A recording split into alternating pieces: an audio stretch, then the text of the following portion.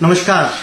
किताब, आज मेरे हाथ में जो किताब है, किताब का नाम है अंबेडकर प्रबुद्ध भारत की ओर, जिसे लिखा है गेल ओम्बेक ने। अक्सर हमारे समाज के अंदर जब भी डॉक्टर भीमराव अंबेडकर की बात करी जाती है तो उन्हें किसी जाति विशेष या समुदाय विशेष के साथ जोड़कर छोड़ दिया जाता है, या हद से हद उन्हें संविधान सभा के सदस्य और संविधान निर्माता बता के छोड़ दिया जाता है। लेकिन अंबेडकर इससे बहुत आगे की चीज थी। अगर आपकी भी अंबेडकर को लेकर यही धारणा है कि वो किसी जाति या समुदाय विशेष के नेता थे, तो ये किताब आपके लिए है।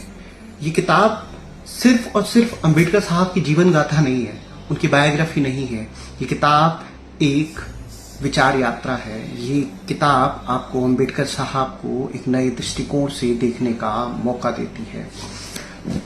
ये किताब बताती है कि अंबेडकर साहब की लड़ाई सिर्फ जातीय असमानता तक सीमित नहीं थी। अंबेडकर साहब हर उस व्यक्ति के लिए कार्य कर रहे थे जो अपने जीवन में किसी भी प्रकार की असमानता और अन्याय का सामना कर रहे थे। ये किताब अंबेडकर साहब को एक जाति के नेता के रूप से बाहर निकालकर एक सार्वभौमिक चिंतक, संविधान निर्माता और सामाजिक न्याय के प्रतीक के रूप में स्थापित करती है।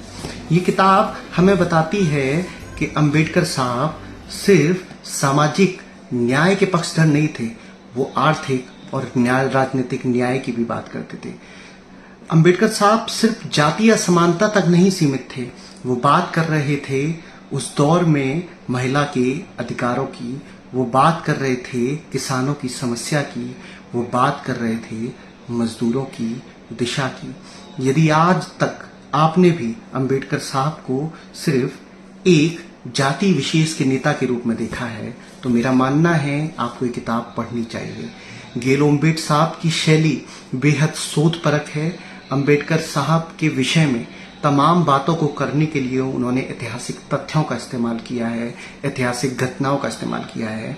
उनका भावात्मक लगाव अंबेडकर के साथ दिखाई देता है, लेकिन उसको वो अपनी लेखनी पर हावी नहीं होने देते। मेरा मानना है कि अब तक मैंने अंबेडकर के ऊपर कई किताबें पढ़ी हैं, लेकिन ये बेहद खास किताब है, पतली सी किताब है। मेरा मानना है हर वो व्यक्ति जो अंबेडकर को और करीब से जानना चाहता है, उसको ये किताब पढ़नी चाहिए।